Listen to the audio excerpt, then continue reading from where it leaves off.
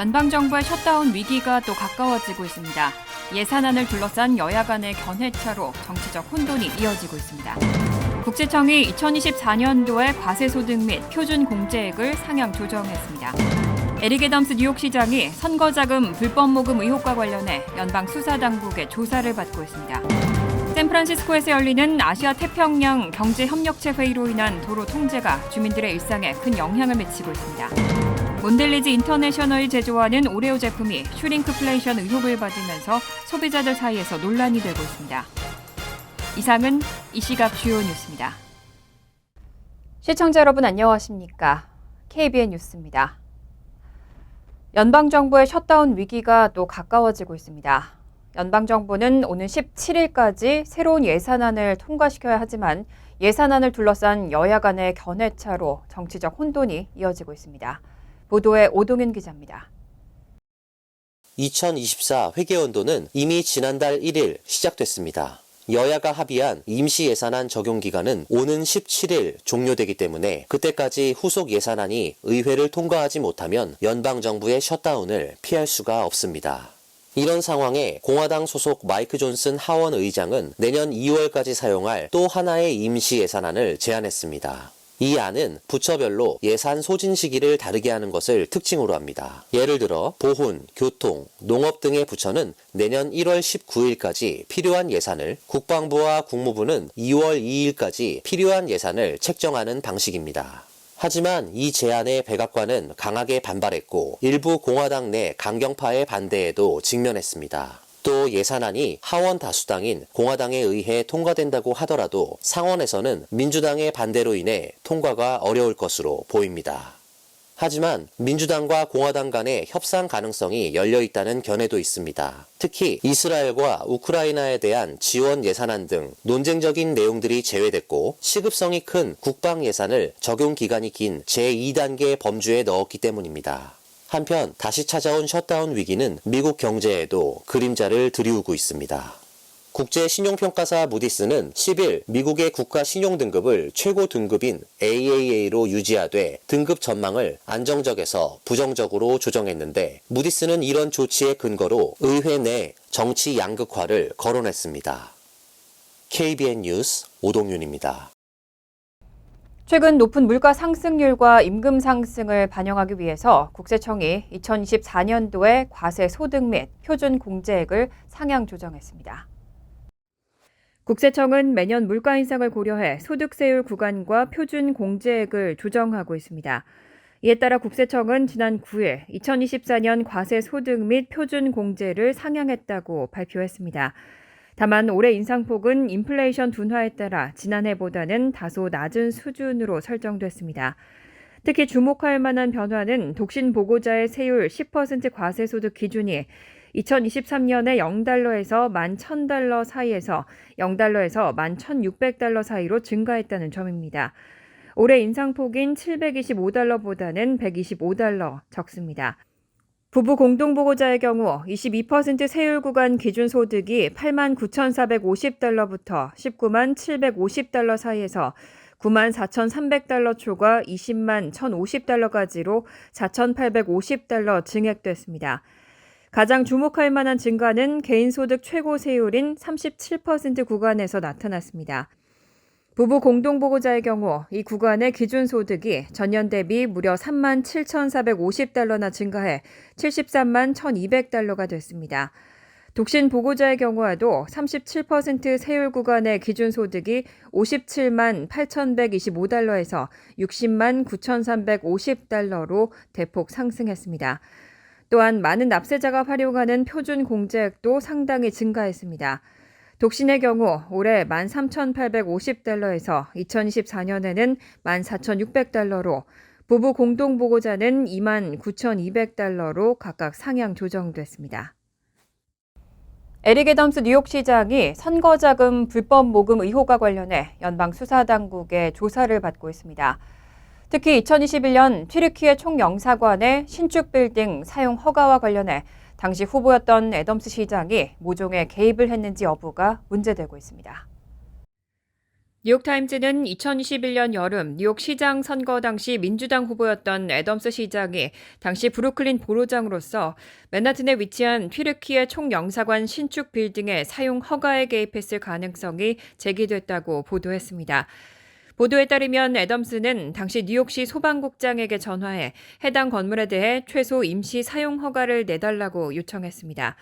해당 건물은 준공을 앞두고 있었지만 당시 소방 안전상의 이유로 사용 허가를 받지 못한 상황이었습니다. 하지만 애덤스 당시 후보의 전화 요청 이후 임시 사용 허가를 받은 것으로 알려졌습니다. 뉴욕타임즈는 애덤스 당시 후보가 민주당 우세 지역인 뉴욕시에서 민주당 후보로 지목된 만큼 시정의 영향력이 커진 상태였다고 분석했습니다. 연방수사국은 애덤스 시장이 2021년 뉴욕시장 선거에서 튀르키예 정부의 자금을 지원받고 그 대가로 해당 건물의 인허가에 영향력을 행사했는지 여부를 조사하고 있습니다. 법률은 외국 정부나 단체에 연방 및 지방 선거회의 자금 제공을 엄격히 금지하고 있습니다. 이와 관련해 FBI는 애덤스 시장의 선거자금 모금 책임자였던 브리아나 석스의 자택을 압수수색하고 애덤스 시장의 휴대전화와 아이패드를 확보하는 등 수사를 진행하고 있습니다. 현직 뉴욕시장을 대상으로 한 압수수색 영장 집행은 2021년 뉴욕시장 선거 관련 불법 선거자금 모금 의혹 수사가 급속도로 진전해 보이고 있다는 것을 의미한다는 평가가 나옵니다. 다만 애덤스 시장은 가장 높은 윤리적 기준을 지키고 있다고 주장하고 문제가 없다는 입장을 보이고 있습니다. 요즘 세계 각지에서 빈대 문제로 골머리를 앓고 있는데요. 뉴욕시에서도 빈대가 기승을 부리고 있습니다. 뉴욕포스트 보도에 따르면 올해 들어 지난 10월 말까지 뉴욕에서의 빈대 신고 건수는 2,667건에 달했습니다. 지난해 같은 기간과 비교해 17% 증가한 수치입니다. 맨하튼과 브롱스, 브루클린, 퀸즈, 스태튼 아일랜드 등 뉴욕 시내 5개 자치구 중에서 특히 브루클린이 가장 심각한 상황인 것으로 확인됐습니다. 브루클린 지역에서는 빈대 신고가 지난해와 비교해 21% 증가한 928건으로 집계됐습니다. 이런 빈대의 급증은 여러 가지 요인들과 관련이 있습니다. 그런데 일각에서는 최근 남부국경을 통해 입국한 중남미 출신 망명 희망자들의 증가 현상과 연관이 있다는 견해도 나옵니다. 또 지난 9월 말에 열린 뉴욕 패션 위크도 빈대 확산의 원인 중 하나로 지목되고 있습니다. 올해 유럽에서 빈대 문제가 가장 처음 불거진 프랑스에서 패션업계 관계자들이 대거 뉴욕으로 출장을 오면서 빈대가 옮겨졌을 수 있다는 추정입니다. 이와 관련해 뉴욕시는 외국의 빈대 확산 상황을 면밀히 점검하고 있지만 현재로서는 뉴욕 주민들이 크게 걱정할 만한 수준은 아니라고 밝혔습니다. 하지만 빈대 신고가 지속적으로 증가하는 추세를 보이고 있는 만큼 이에 대한 적절한 대응과 예방 조치가 필요할 것으로 보입니다. 요즘 은행 계좌 폐쇄 사례가 급증하고 있습니다. 하루아침에 계좌가 폐쇄돼 사업에 큰 차질을 빚는 사례도 속출하고 있는데 은행조차 명확한 설명을 하지 못하는 경우가 많습니다. 금융정보업체 톰슨 로이터에 따르면 올해 미국 내 은행 계좌 폐쇄 사례는 200만 건에 달할 것으로 추산되고 있습니다. 은행이 다양한 법률적 이유로 고객의 계좌를 폐쇄한 사례가 그렇게 많다는 의미입니다. 다만 금융기관이 직접 계좌 폐쇄 건수를 공개하진 않기 때문에 해당 수치는 톰슨 로이터가 은행이 계좌의 의심 거래를 파악해 정부기관에 보고한 사례를 통해 추산한 수치로 지난해 대비 약 50% 증가한 규모입니다. 뉴욕타임스의 보도에 따르면 이런 계좌 폐쇄의 증가는 다양한 법적 규제와 연방정부의 금지 규정 등이 영향을 미치고 있습니다.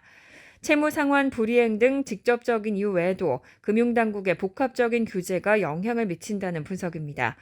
대표적으로 연방정부가 금지하는 해외 국가와 연루된 송금이 발생할 경우 사전 예고 없이 계좌를 폐쇄하는 경우도 있습니다. 이외에도 $10,000 이상의 현금을 입출금할 때 관련 양식을 작성해야 하는데 미비할 경우에도 관련 조치가 내려질 수 있습니다. 그런데 문제는 계좌 폐쇄 시 은행이 고객들에게 명확한 설명을 하지 않는 경우가 많다는 점입니다. 또 비즈니스 오너들에게는 더 큰 타격을 주고 있습니다. 계좌가 닫히면 사업주 입장에서는 자금을 융통하기 어렵기 때문에 물품 구입은 물론이고 직원들의 임금을 주기도 어렵습니다. 뉴욕에서 바를 운영하다 관련 피해를 입은 제니퍼 마스란카 씨는 뉴욕타임즈와의 인터뷰에서 계좌 폐쇄로 입은 피해를 어떻게 해소할지 막막한 상황이라고 전했습니다. 샌프란시스코에서 열리는 아시아 태평양 경제협력체 회의로 인한 도로 통제가 주민들의 일상에 큰 영향을 미치고 있습니다. 에이펙 정상회의가 열리고 있는 모스코니 센터 인근의 도로 통제로 일부 주민들은 생필품 사재기에까지 나선 상태입니다. 에이펙 정상회의가 열리는 회의장인 모스코니 센터 인근에서는 도로 곳곳이 차단되고 3m 높이의 철제 울타리가 설치되면서 외출에 부담을 겪는 주민들이 많아졌습니다. 특히 21개 회원국 정상 대부분이 모이는 15일부터 17일까지는 회담장 인근 일대가 전면 통제되면서 주민들이 이동에 큰 어려움을 겪을 것으로 보입니다. 이 때문에 거동이 불편한 노인들은 병원 예약을 재조정하는 등과 같은 조치를 취하고 있습니다. 코로나19 기간에 봉쇄 상황을 연상케 하는 상황입니다. 또 인근 가게들도 영향을 받고 있습니다. 도로 통제로 인한 통행의 어려움 때문에 예약 취소가 잇따르고 있고 일부 가게들은 회의 기간 동안 문을 닫기로 결정했습니다. 샌프란시스코의 한 문화공간 예르바 부에나 가든에 있는 피자 가게 매니저는 배달 고객이 절반에 달하지만 주차 문제로 배달에 어려움이 있을 것이라며 15일부터 17일까지 문을 닫기로 했다고 밝혔습니다. 이런 상황은 에이펙 정상회의의 보안과 안전을 위해 필요한 조치입니다. 하지만 일상생활에 큰 불편을 겪고 있는 주민들과 비즈니스 오너들에게는 적지 않은 문제가 되고 있다는 지적입니다. 각종 소송과 논란에도 불구하고 트럼프 전 대통령의 지지율은 여전히 공화당 내 독보적입니다. 트럼프 전 대통령이 재선에 성공할 경우 반이민 정책이 첫 임기 때보다도 강력해질 것으로 예상되고 있습니다. 뉴욕타임즈 보도에 따르면 트럼프 전 대통령은 내년 대선에서 승리할 경우 불법 이민자 추방을 위한 대규모 수용소 건설을 계획하고 있습니다. 이민세관 단속국이 체포한 불법 이민자를 고국으로 추방하기 전까지 수용하기 위한 시설인데 기존 수용시설로 감당할 수 없을 정도로 많은 이민자를 단속하고 신속하게 추방하겠다는 뜻입니다. 트럼프 전 대통령 측은 또 의회의 비협조 가능성을 감안해 국방 예산을 이 수용소 건설에 전용하겠다는 예산 확보 계획까지 마련했습니다. 이 계획이 실행되면 미 전역에서 수백만 명의 불법 이민자들이 추방될 것으로 예상되고 있습니다. 트럼프 전 대통령은 또 학생 및 취업 비자를 포함한 합법적인 입국 경로도 제한할 계획입니다.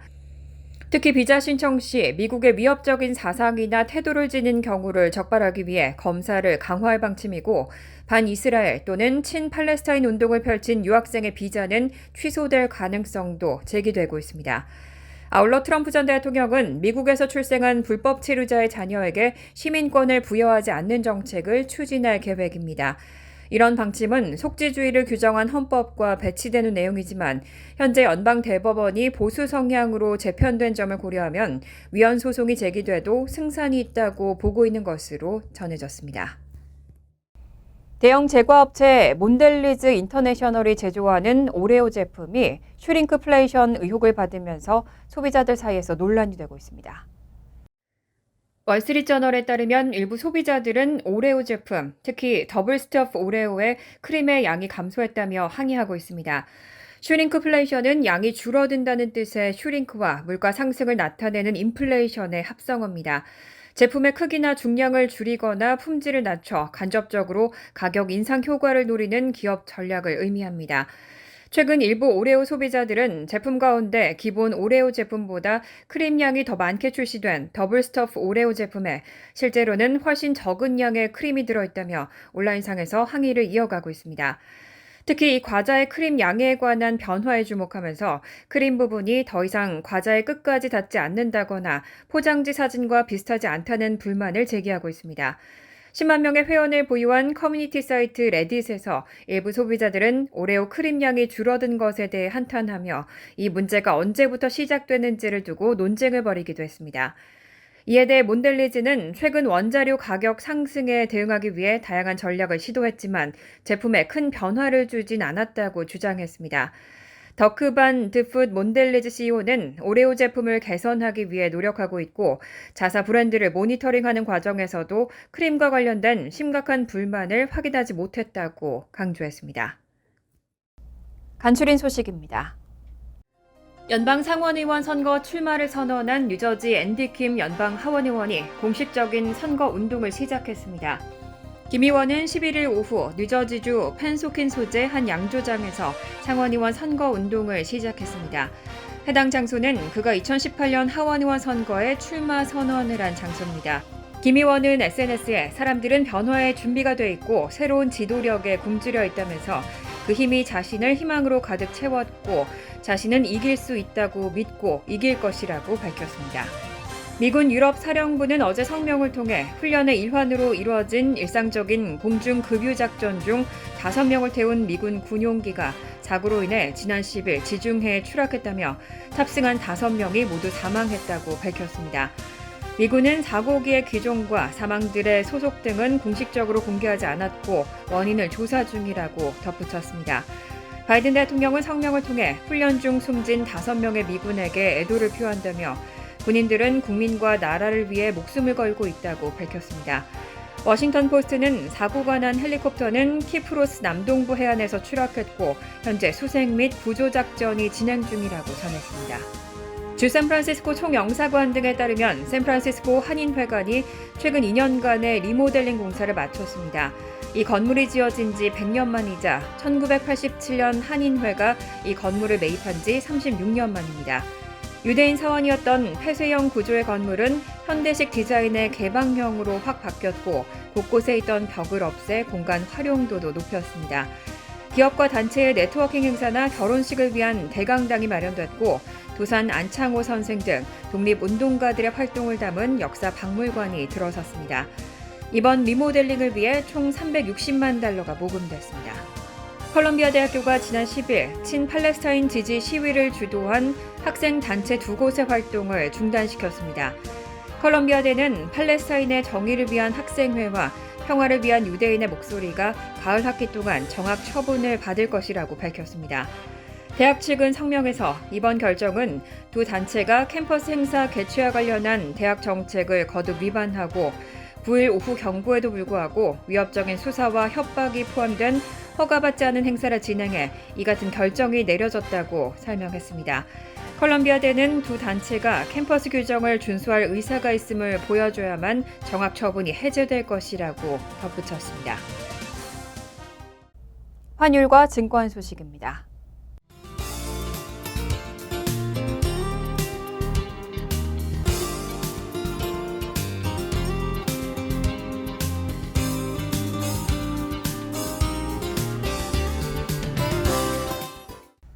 이어서 날씨입니다. 화요일은 화창하겠습니다. 낮 최고 기온은 50도, 섭씨 10도, 밤 최저 기온은 34도, 섭씨 1도로 예상됩니다. 수요일도 화창하겠습니다. 목요일 역시 화창한 날씨가 이어지겠습니다. 이상으로 KBN 뉴스를 마칩니다. KBN과 함께 즐거운 저녁 되시기 바랍니다.